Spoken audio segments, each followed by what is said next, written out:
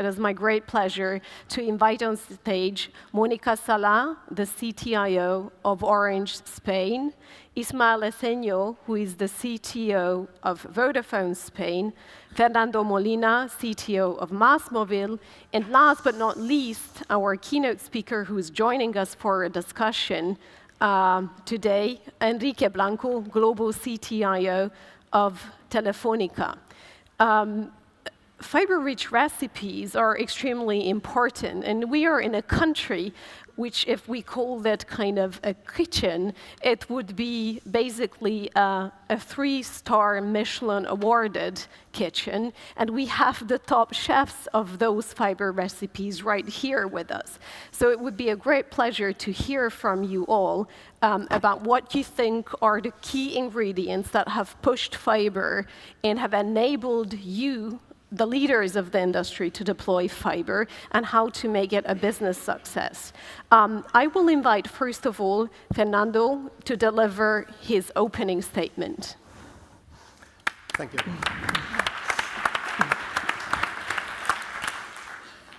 Thank you. I'm coming here representing the smallest of the 4 operators in Spain and the latest entrant in the market. So somehow our position is slightly different from the others. Probably when you talk Telefónica, Vodafone, Orange, all of you know who they are. I'm going to explain who are we in Massmobile, which is probably much less known. This is basically our history. Massmobile as a brand started as an MVNO in year 2006 and started operations in 2008, but as an MVNO. So clearly our situation was after several mergers of very small Spanish telco operators, some MVNOs, some specialized niche business operators.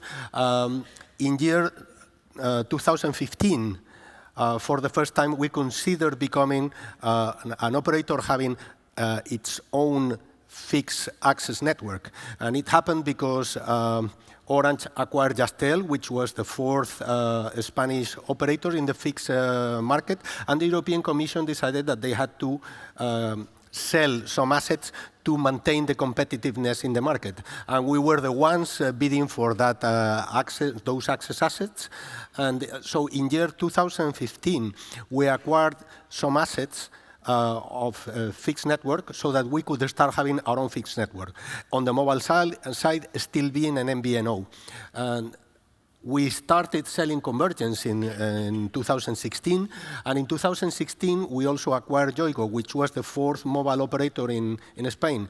What means that at that point we became a convergent operator with some mobile network, some fixed network, but with the peculiarity that, for example, Yoigo didn't have coverage in all the country, but it had own coverage for 85% of the population, and the rest was through a national roaming agreement. And in the case of fixed, we had some coverage of our own, but if we wanted to grow and have the possibility to offer the service to more customers, we needed to reach agreements and to do some more investments. I'm putting here the big numbers on the comparison, what were we at the end of 2015 and the estimated values for the end of the 2017. So we were a company with around 160 million euros revenue. We have gone to 1.2 billion euros. EBITDA 11 million euros, very small company. 235 million euros EBITDA. Mobile customers, we were coming from MVNO, 500,000 customers, now close to 5 million customers. In fixed, we had some niche operations in business side, 25,000 customers. We are, in fact, going close to 500,000 customers. And in terms of fixed access network, what we had was the 0.8 million building units that we had acquired from Orange. And right now, what you see there is 2.1 million building units from our own, plus 8.4 in agreements, mostly with Orange as wholesale agreements. So this is what we have right now today. Apart of that, we have some ADSL access through some other agreements that we also have with Orange. And so I have to say, we were really a very late entrant in the market. So it's not that we entered into the market a bit later than the others, but the market was starting to develop. But the market was quite developed when we decided that there was an opportunity there for having a fourth operator competing in the market. And of course, that was kind of a challenge, because you cannot really compete in a market like this one if you are going to compete with much less coverage than the rest of the operators. And of course, in terms of volume of customers, we started from the scratch in 2016. So we had a lot of things to do and to change if we wanted to be a relevant player in the market. So what you see there in this black line is when we entered into the market. And this is basically the situation we had to face. So what was the decision, and what have we been doing so that we can be competitive in the market, in a market like the Spanish one, with, where Telefonica is deploying very fast, and Orange is following, and Vodafone has also a significant footprint in the ultra-broadband fixed area? Well, basically, what we had to do was to find our spot. Where can we contribute to a better development of the market? I mean, should we go to the big cities where all the other operators had already done development? Likely not. Economies of scale, a lot of the deployment had been done already through co-investment between different operators. So coming later at a market that was already developed with a higher cost deploying by ourselves in places where there were 2 or 3 existing networks didn't make any sense. So we decided to go to areas where there was no competence or little competence, so that we could do 2 things. One is find an area where there could still be commercial opportunities, but as well help reduce the digital divide. So it's great to see how it grows, the number of building units that are built in Spain, but it's true that the level of coverage of homes passed, depending on the size of the populations, is very different. So we have focused on delivering in those areas where the populations are smaller and the penetration was much lower. And basically, this is what we've done. 90% of our deployment in areas where there was low competition, and 65% even in population areas with less than 20,000 inhabitants. Was that enough to be competitive in the market? Clearly not. So we are committed to invest, and we are investing. But the other part of what we had to do, there was a developed market, was to reach agreements with other parties that were already in the marketplace, mostly Orange with wholesale agreements, but also with some smaller players, niche players that work in the local, in specific local areas, local populations, so that we could complete our own coverage and offer a nationwide coverage of our service. So basically, this is the approach we have taken as a very late entrant, and that we think that has allowed us to be competitive, have a wide enough coverage, committed to invest and to improve also the level of coverage in Spain, and reduce the digital divide with the resources that we can really have and afford. And basically, this is it. Thank you.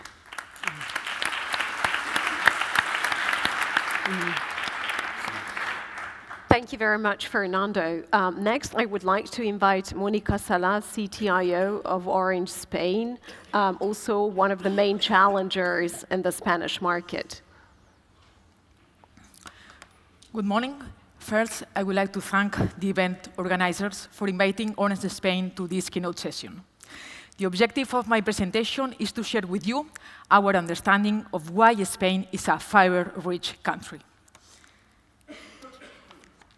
Before going into the reasons, I'd like to take a minute to show some figures of households passed with fiber by the 4 main Spanish operators. If I make any mistakes, don't worry, they will correct me. In a country of 26 million households, Telefónica's last official figures from the third quarter of 2017 showed 18.6 million households passed, aiming at achieving 25 million by 2020, almost 100% of Spain. Orange reached 11.3, Vodafone had 10.3 million households, in this case including both FTTH and cable, and Massmobile reached 1.5 million, and their ambition is to reach 4.5. In summary, Spain is a unique case in Europe with an already very rich fiber optic deployment and plans to reach almost 100% of households. And what are the main reasons for this situation of fiber abundance? In the slide, we show the main headlines. First, we have to consider Spain's low rollout cost, thanks to a favorable geotype distribution. The availability of ducts is the second ingredient for a fiber optic deployment success. ADSL migration is also a lever to expand fiber optics deployment. And another important ingredient is that the Spanish players have reached several sharing agreements that even further improve fiber financials. And finally, the two last ingredients are that Spain is a highly convergent market, with Spanish players being big enough to cope with the amount of investment needed. In the following slides, I will elaborate on each topic. First topic, rollout costs. Two factors make rollout costs in Spain less expensive than in other countries. First, the fact that we can deploy on facades. In other countries, like France, this is not possible. And additionally, population is much more concentrated in big cities in Spain than in other countries. For instance, in Spain, 50% of the households are in buildings with more than 8 households per building, whereas in France, for instance, 44% of the households are single-family dwellings. These two factors, facades and concentration, result in lower cost per household in Spain compared to other countries in Europe. Second ingredient, ducts. Spanish regulation has promoted the use of incumbent ducts, which, by the way, are in very good shape. This factor has allowed operators to deploy fiber optics in many municipalities, minimizing civil works, which is a key factor for fiber development speed. Our estimation is that with more than 50,000 kilometers of ducts that Orange has leased, we have reduced the time to market by 5. ADSL migration. As we all know, return of investment is a relevant factor when deciding to invest or not in fiber optic deployment. Gaining customer migration from ADSL to our own fiber is a key factor to increase profitability, because it means we are able to stop leasing the ADSL access from Telefonica. If we take Orange Spain as an example, we have less than 5 years return of an investment, which is a quick payback for an infrastructure deployment. Fourth ingredient, sharing agreements. As you can imagine, co-investment agreements are also a key factor to lower the cost of deployment. In the specific case of Orange Spain, we have been very active from the beginning of our operation in Spain in building up sharing agreements with other operators. For instance, in mobile network, Orange and Vodafone have a sharing agreement since 2007, and it is still in force and valid today. For FTTH deployment, the list is quite long. In 2012, Gestel, that was bought by Orange 3 years later, reached an agreement with Telefonica of co-investment. In 2014, Orange reached a co-investment agreement with Vodafone, resulting in approximately 2.2 million households, whose costs were half for each operator. And in 2017, Orange has developed different co-investment agreements with the rest of the big players in the market, Massmobile and Euskaltel. We really believe that the co-investment is the smarter way to deploy fiber optics because of the cost reduction and time to market. Convergent market. Spain is a highly convergent market, reaching 83% by end of third quarter of 2017, which, as you can see on the bar graph, is much bigger than in France or Poland. Why is this level of convergence more attractive to fiber deployment? Because being a highly convergent market, we have more to win or more to lose with fiber. Or in other words, thanks to fiber, we can gain fixed customers as well as their mobile lines. Or, in other words, the fiber deployment is paid for by the fixed and the mobile services. And last ingredient, players with scale. An additional important point is that there are 4 strong operators in Spain which can make large investments on infrastructure for the country. As you can see on the slide, the 4 operators have a large customer base and financial strength with healthy EBITDA rates to invest in fiber deployment. To summarize, I would say that there are special conditions in the market that make Spain #1 in Europe for fiber rollout. From our end, I have to say that Orange Spain firmly believes in the high value of infrastructure as the way to deliver unmatched services to our customers. And finally, as a Spaniard, I sincerely believe that the fiber infrastructure that we are building together in Spain will be great for our country. That's all. Thank you very much.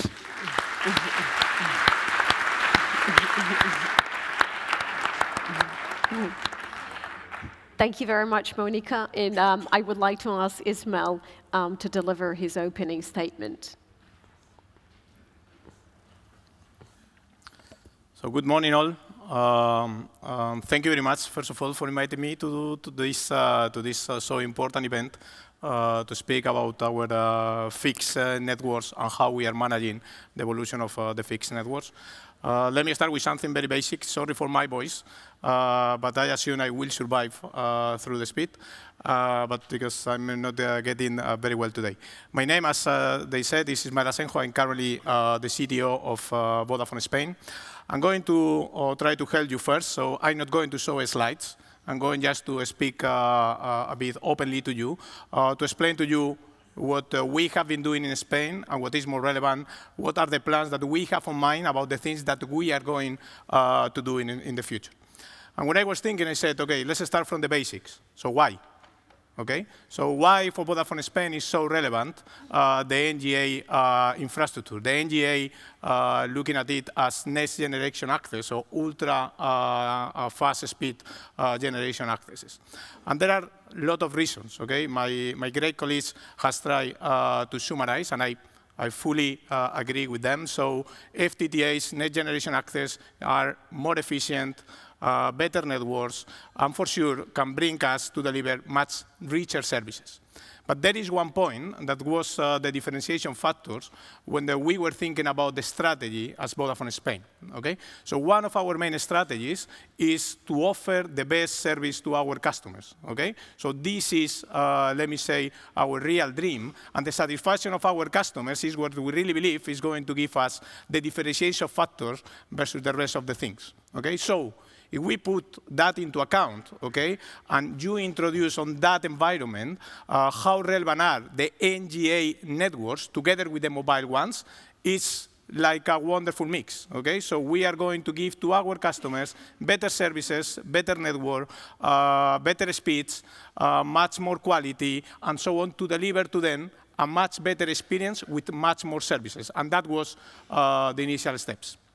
However, and before to go deeply on detail about as Vodafone Spain has done or are doing in this environment, I think that the first thing is we need to be proud. When I mean we, I'm referring for sure about these guys that are here sitting with me as telecommunication industry in Spain, okay? Also to our minister that was speaking this morning, and for sure to our companies that we represent today. Why I'm saying that, and I'm not just speaking about Vodafone Spain, because I really believe that Spain has introduced a differentiation factor. What is that differentiation factor? Today in Spain, as our minister was mentioning, we are covering more than the 85% of our population with NGA networks. What does it mean? That in reality, okay, we have passed already around the 70% of our households already with NGA networks. If you compare that value, that 70%, comparing with other situations in other markets, the rest, okay, the typical values are around the 20s. In Spain, we are around the 70s, okay? And this is something that all of us needs to be very proud of. As we were discussing, what has been the key factors to deliver these kind of results? From my personal point of view, there are 5. Okay, that I'm going to try to explain to you. First one, as our minister was mentioning, there is some regulatory frameworks that are supporting us on the deployment of these kind of networks. Secondly, as you can imagine, and it's very relevant, is the investment that we are doing and we have done in these markets, okay, that has been great, and we are going to continue doing that kind of thing. Some of this investment, that this is my third point, was just to make some consolidation processes. So the company that I'm representing here today, that is Vodafone Spain, made the acquisition of Ono some years ago. That means that we saw at that moment that the convergence proposition was so relevant that instead to start building and building more NGA network, we acquired the expert on fiber in Spain, that was Ono, and we consolidate that 2 companies. This is something that we did as Vodafone Spain, as Monica was mentioning, Orange also did with Justel a bit later. 4th factor is our open mind, okay? And I need to be also very clear with that. So we have made different agreements, a lot of different agreements. So we have some agreements to co-build FTTH. We are doing our own FTTH building. We have shared with Orange, and we have plenty of agreements there. And on top of that, we have made other commercial agreements, as I will explain you later today, to look for the smartest way to reach to our customers with the new and richer services, okay? Last but not least, something that, honestly speaking, I'm also very proud of, is like we are in this technology community. Doing NGA networks is not just doing deployment. It's much more than that. So what do I mean? Okay? We need to speak about innovation in technology. Okay? And this world is every day more and more relevant. So doing NGA deployment is not just introducing the fiber to the house of our customers. The house of our customers are going to be part, or are already being part, of our NGA network. And this is key, okay, and has been one of these 5 factors that I was mentioning before to start doing this kind of infrastructure in Spain and to reach the moment where we are, okay? That, as I mentioned at the beginning, as an industry, we have reached till the 70% of our households in Spain already with NGA networks. Let's move a bit, and let's speak now about Vodafone Spain. Okay, so there are a lot of things that I could mention today, but I'm going to start again from the basics. So in Vodafone Spain, we really believe on 3 things. Okay, that is part of our real objectives that I really work with them in my technology organization. Which are them? So the total satisfaction of our customers. As I was mentioning before, this is the most important thing that we are doing. So try to give to our customer the best experience, first. Second, and thanks to all the different values that we were discussing today, is the total convergence.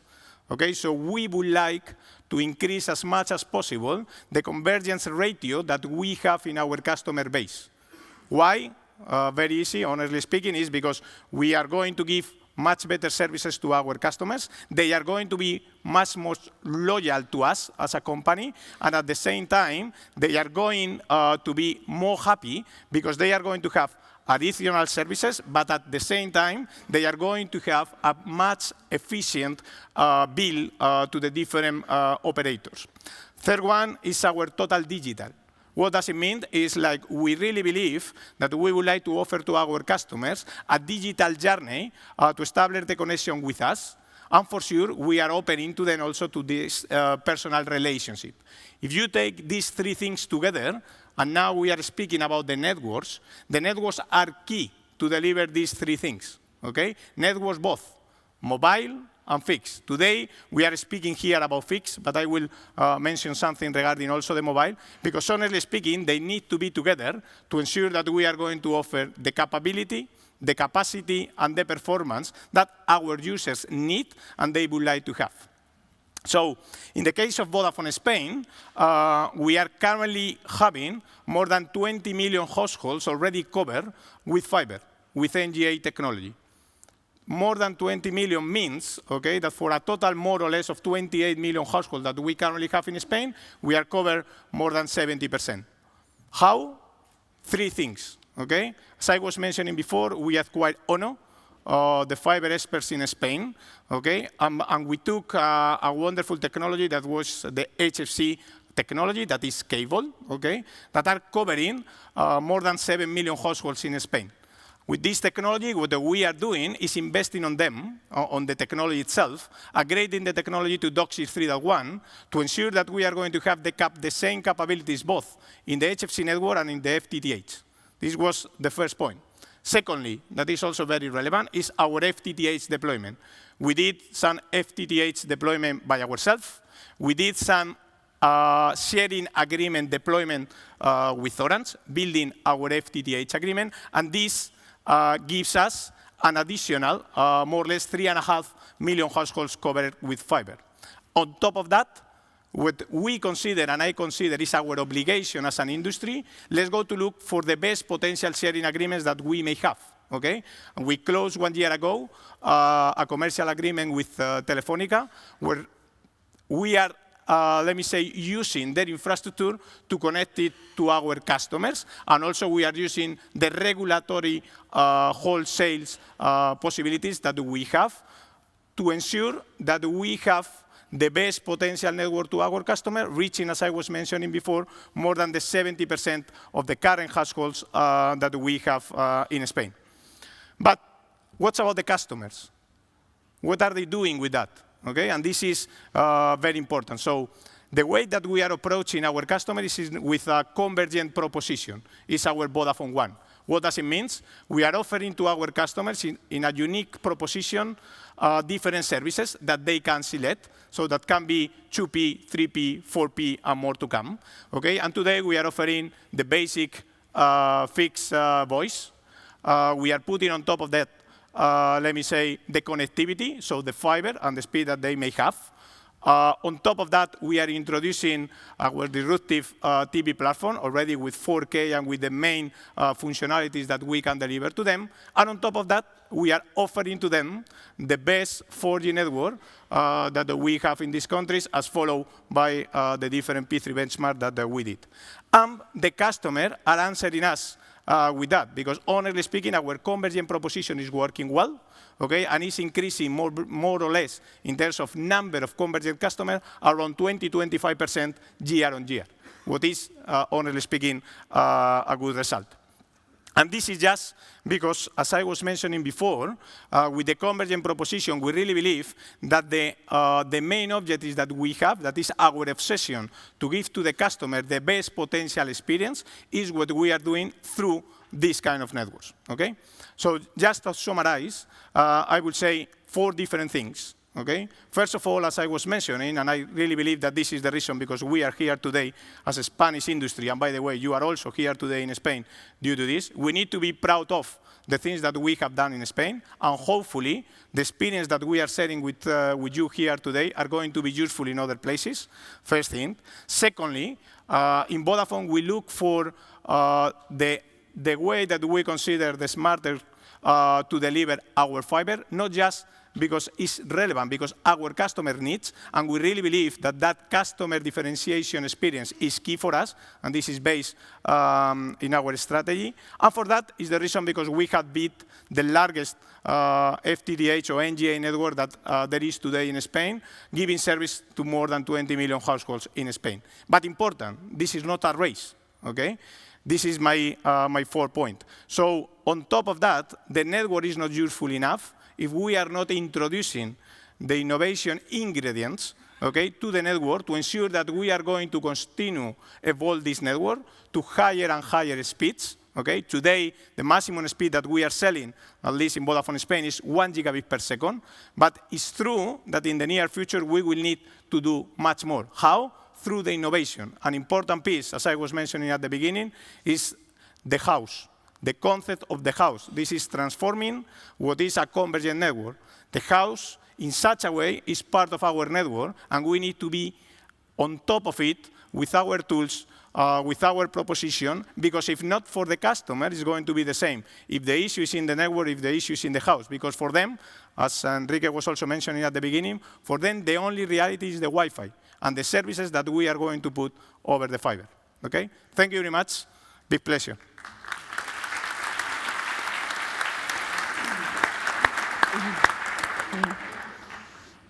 Thank you very much, Ismael. I have a few questions to all of you, starting with Enrique and following up on your very interesting presentation. You have spent a couple of slides on explaining the industrialization process that Telefonica has carried out in fiber deployment. And clearly those have resulted in considerable efficiencies and cost savings for Telefonica. What are the main efficiencies that you would highlight that were gained through the industrialization of deployment? So thank you. As I mentioned before, so it is true that the volume, it is key, and we are managing this. This is relevant, but that's all. It is relevant, it is just price. And we can be sure that we are acquiring the technology to the right price. So this is a must for us. But we are defining what we think that it is the key topics trying to go through the industrialization. And it is the deep knowledge, what we are managing. So this means that processes, technology, tools, and when I say tools, I say OSS and BSS, how the customer it is interacting with us, how we can go through the pure digital experience of the customer with the fiber as a key, trying to guarantee that we are doing a simplification. And this means quality, but this means efficiency.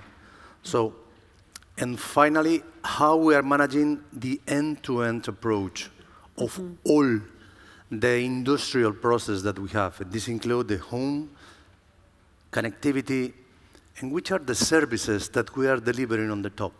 So, and we are industrializing not only how we are managing the fiber in all our operation, we're industrializing how our customer, they are interacting with us. With a very good example with the smart Wi-Fi. This is not only to get the Wi-Fi ready. It is how you are managing this Wi-Fi at home. So, and this is not doing country by country.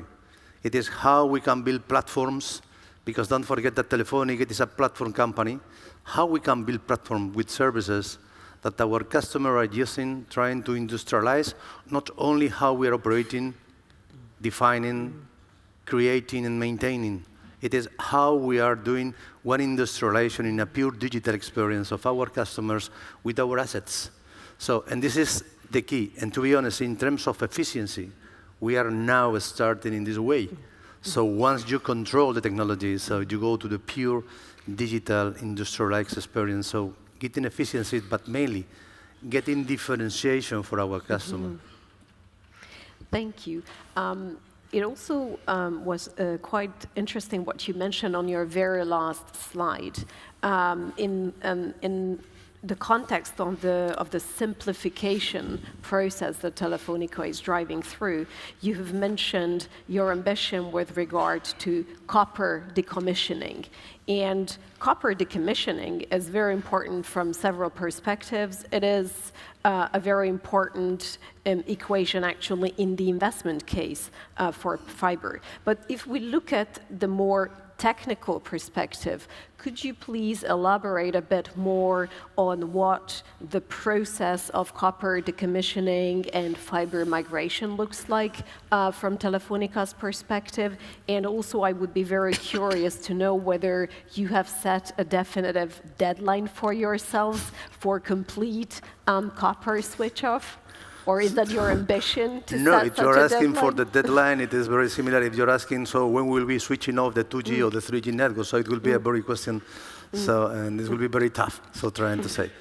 But so from the migration, how we can maximize the efficiency switching off our central offices where the I see some familiar faces, so how difficult it is to manage the MDF in the central offices. how much activity, that it is good for nothing, but because it is very expensive and it is not adding value to the customer. So we have a bold program trying to switch off or decommission our central offices. So we have a clear in our strategical plan how many of them they will be closed. But this is not only technical. We have all the technical levers to do it, but there is some commercial. So how we can guarantee that our customer, they will be ready trying to migrate from copper to fiber if they are not taking some of the services that we are offering associated to the fiber. The second one it is we need to fulfill all the regulatory topics. So what to do with the unbundled, so lines that we have still today, so fully supported by the MDF and going through the equipment within our own central offices so that we have today. So we have a plan. We are building it. So if you're asking me, do we have a plan when we'll be switching off all the central offices? Not yet. But we have a clear plan in the next 2-3 years trying to reduce our complexity and the cost. But if the main cost, it is not in the central offices. The main cost, it is in the rest of the network that we have today, that by the way, through the 4G evolution, by the way of the FTTH, we are doing a huge simplification, switching off, believe me, hundreds of thousands of equipment in transport that they are consuming energy, that they are consuming a lot of activity in terms of maintenance, that they are sometimes in phase out, that we are closing, we are switching off in all our operations. So, and this is really a real effective efficiency, maybe not so exciting to close a central office, but believe me, in terms of cost, it is helping a lot, and the fiber, it is key trying to do it. Thank you. I think that this is one of those topics which do not sound extremely sexy, if you like, but at the same time, I actually really think that we should be learning all at a European level from the best practices which are present in the Spanish market. And I also believe that the process of copper decommissioning and ultimately the process leading to switch off is something that should be more discussed and more visibly and openly put on the political agenda of Europe, because it is a very key factor in the equation for getting our future fiber networks into place. Next, I would like to turn to Monica. Monica, Orange Spain is obviously the main challenger operator, the second challenger operator, if you like, in the Spanish market. But you have a very different incumbent position in the French market, as well as in the Polish market. And from your experience looking at all these markets where Orange Spain is present, does the market position that you occupy, the market position that you take, actually make a difference with regard to the fiber investment case? Does it make a difference whether you have an existing copper network or not? We think that market position is not a driver itself when deciding how much to invest in fiber. For instance, in the case of Orange, all Orange European countries are investing quite heavily in Europe. Not only France, Spain, and Poland, but also Romania and Slovakia are investing. This is why Orange Group is one of the main telco operators deploying fiber in Europe. Having said that, it's true that the business case is not the same for an incumbent owning a copper network than for a new player. For an incumbent, I suppose that one of the main key drivers for to deploy fiber is to get rid of the maintenance of the copper network, which is not the case if you are a new player. On the other hand, if you are a new player, like Orange here in Spain, our key driver is our ability to increase our profitability by migrating customers from ADSL to our own fiber, and at the same moment to increase the quality of service delivered to the customers thanks to this new and advanced FTTH infrastructure that we are deploying, and I add the Wi-Fi. Thank you. Next, I would like to turn to Ismael. Ismael, you have mentioned in your opening statement that you're actually managing various technologies in your NGA network. And not only that, you're also managing basically kind of your own network, wholesale access on a regulated basis, wholesale access on a commercial basis. So I wonder how you're actually managing to patch all this together into a ubiquitous and seamless connectivity service. This would be one part of my question, and the other part would be, and I think that is also something that was touched upon by Monica, the sharing agreements which are quite prevalent in the Spanish market. Do you expect this to be more of a trend, perhaps even across Europe, an industrial trend that commercial deals will be actually done by operators for network sharing, and that some operators might enter into this phase where they manage different types of solutions, own network, commercially rented network, and perhaps even regulated access? Okay, so let's start for the second question, probably, if you allow me. So I think, or I do think that more things will come regarding the potential partnership agreement or sharing agreement across the different operators. Because honestly speaking, if we think about the industry, what we need to ensure is that we are going to be as efficient as possible and as smart as possible. So I think that with nothing written at this point of time, I think that if we are continue doing our job, this is something that potentially will appear more in this or perhaps in other technologies. Regarding your question about the multi-technology NGA network that we have in Spain, we had two possibilities to look at it. So one is that could be a weakness, okay, because we have too many networks to be managed in a different way. However, in the way that we are doing this, we transform that potential weakness into one of our biggest strengths. Why? Is because, honestly speaking, we are in such a way looking for the end-to-end view from the customer point of view. Okay, so I'm not looking at the network, just looking at my HFC, my FTTH, our sharing agreement, to our wholesale agreement. We are trying with our innovation and our tools, as I was mentioning also with the concept of home, to have the end-to-end view of the customer. So we have been forced to do that kind of things due to our particularities. And I really believe that this is transforming every day into a strength for the near future. So this is more or less the way that we are trying to change this picture from one side to the other. Next, turning to Fernando, you have actually started your speech kind of describing Massmobile as the fourth and latest and a very late entrant into the Spanish market. And I know from personal experience that it is a tough place to be a challenger. So my question to you is, what is really the right business approach in your experience to actually be successful as such a very late entrant in a country where you're actually really expected to contribute to the fiber success story, to contribute to the fiber paradigm? Well, thank you for the question, ERZSÉBET.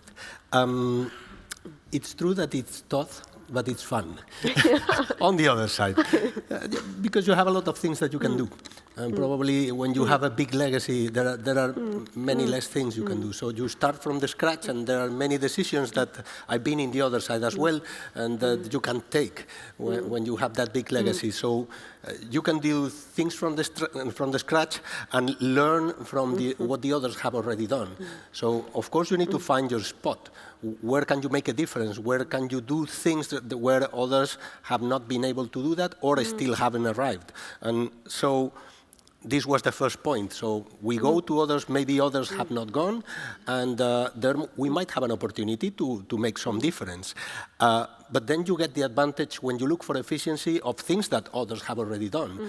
Enrique has been presenting the economies of scale and the learning curve and how you industrialize the process. Well, all that industry was already there when we arrived. And in the end, we use the same people doing the deployment on the streets and doing the installation for the customers. And those people, fortunately for us, we didn't have to teach them. We just had to go there and pick them. And in fact, there had been a consolidation in the market, what means that some of these companies were willing to have new customers to go and say, okay, you also want to deploy, we are willing to work with you to add some more deployment. And that was helping to something that for a new entrant with limited resources is very important, that is efficiency.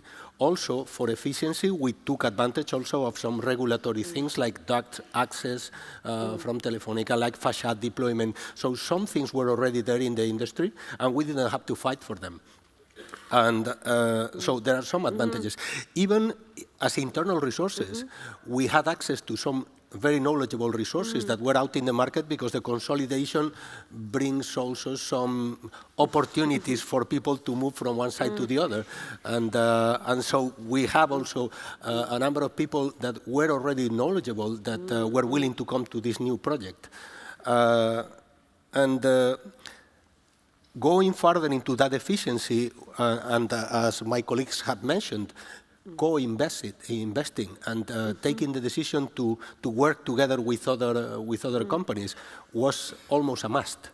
So you cannot arrive late, have limited resources, and decide that you are going to make the difference by going alone to different places. But if you want to grow, you need to cooperate with others.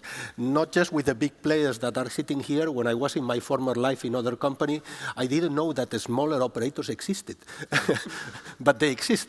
And so when you are smaller, you go out there and you say, who are these guys? What are they doing? I mean, there are hundreds of small operators operating in small towns, having their own local operation in the town. That if you want, you can find agreements also even with some of those guys that are good enough or big enough to make some agreements. So that's part of the things that help you be efficient in how you grow, and also start getting some scale. Can you get enough scale to be competitive at a national level just by doing that? Starting from the scratch, having limited resources? Clearly not. So you need to go also and find some wholesale agreements. There are wholesale agreements that we have with Orange. We have signed some other wholesale agreements with some other small operators that are doing some niche deployments in some other areas. And of course, there is the regulated access where, well, it's another opportunity that we have to have access then to all the deployment that is being done also, for example, by Telefonica with a regulated price. And of course, there are non-regulated areas. And for us, being a small company, it's important that the way it has already been regulated, the volume of building units that are non-regulated is significant. So our message is, do not keep growing that fast, because that will not allow us to have the scale to be competitive nationally. And to have also a fair price in the access to that wholesale agreements is relevant for us. I think that commercially we've been able to negotiate those things with Orange, and now we will have access likely to the regulated part of Telefonica, and that gives us the scale. So there you have the opportunity, the spot. So find the spot, the opportunity, find the efficiency where we have had the advantage of others having done that before, but have had to work in co-investing and finding agreements to be efficient, and get the scale. And for that also wholesale agreements and regulation, that has been key for us. Thank you. I would like to turn back to Enrique for a second. Looking much more into the future, and as it has been mentioned by many of the speakers in the opening keynote sessions, 5G is a real buzzword in the industry as well as in policy-making circles, and there is a general expectation of its kind of transformational nature. Given that you already have a very widespread fiber network, do you think that that's going to be an advantage? And how do you plan to leverage your fiber network to deploy 5G? So let me elaborate a little bit more. So 5G, it is for sure new radio capabilities. So all of us, we know it. We have been working as an industry very hard, defining what means 5G new radio capabilities. But did you think that 5G it is just the new radio capabilities? It is new antennas, new processes, new capabilities, and this is going to happen anyway. And this is going to help us trying to manage some millions of sensors or devices per square kilometer that we cannot fully support today. So, and this is going to happen. So all of us, we are working, all of us, we are testing massive MIMO, whatever, which is the flavor that we are testing. So all of us, we are doing all our field trials, labs, and testing in real. So this is happening. But there are two additional levers that will be fully supported that this happens. The first one, it is what we will be doing with the virtualization in the architecture of the 5G networks. But this is key. So Telefonica, 7 years ago, we decided that we will be trying to do a pioneer what means to virtualize a network, but what it means really. So we are deploying in all our countries network function virtualized, so in a pure sphere infrastructure that will be fully supporting a cloudification of the network. So, and these are major words. The cloudification of the network helping us trying to define how will be the run really cloudified, how will be the network sliced that will be helping us trying to deploy services using a specific. So we are building not only the new radio capabilities, getting the new features of 4G, 5G going to 4G, we are building the topology and the architecture that will be fully supporting the 5G. But with these two levers, this is not enough. Because, hey guys, if you look what means the backhauling for the 5G, so this means that today we are fully supporting 4G using microwaves and some kind of capabilities around 1 gigabit per second. So this is not enough. We need to connect in the urban and dense capabilities of fiber with at least 5 gigabit per second. And this means some capillarity. And it is a powerful in the fiber connection to the base station for the 5G that will be needing, first of all, be solved in the dense areas, in the dense cities. But if we try to go through the rest, so interesting discussion and how we can share and how we can discuss how this can be feasible. So this will be a must.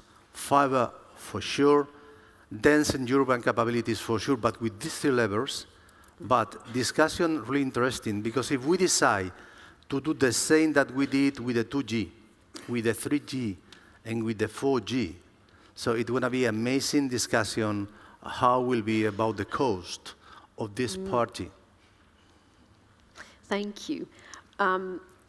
I actually have a very last question of the keynote session, and I would like to address that to Monica. We do have a very important initiative in the Fiber to the Home Council Europe, which is Women in Fiber, with I think the very noble cause of bringing more gender balance and more female talent and competencies into the sector. And obviously, you are the only female speaker in the sector, which is dark suit dominated, let's be honest about it. So could you tell us about your experience and how you feel as a woman in such a dark suit dominated sector? Well, I feel very well because they treat me very well and I treat them very well. But it's true that women do not represent the 50% of the tech sector. And I do not agree with the ex-Google employee who said that women are underrepresented in the tech sector because of inherent psychological differences. I think that the only reason for being underrepresented is because of the social factor. For instance, generally speaking, parents encourage their sons to be engineers more than their daughters. This is why I strongly support to increase the visibility of women in tech, because I think it's important to have more and more role models for the parents and also for the girls to show that the business tech is also funny for women. And I think that in this visibility issue, I think that we can do it quite easily here in Spain, because we have important women in Spain occupying top management positions in tech companies such as IBM or Microsoft, or for instance, the last Telefonica's new CEO for Spain, who also is a woman. So the point is visibility. Thank you very much. And thank you very much to all of our distinguished panelists for this extremely interesting discussion. And I really hope that we will continue discussing over the lunch breaks, coffee breaks, and the cocktail opportunities how we can have more fiber-rich recipes for Europe, but also more across the globe. Thank you very much. Thank you.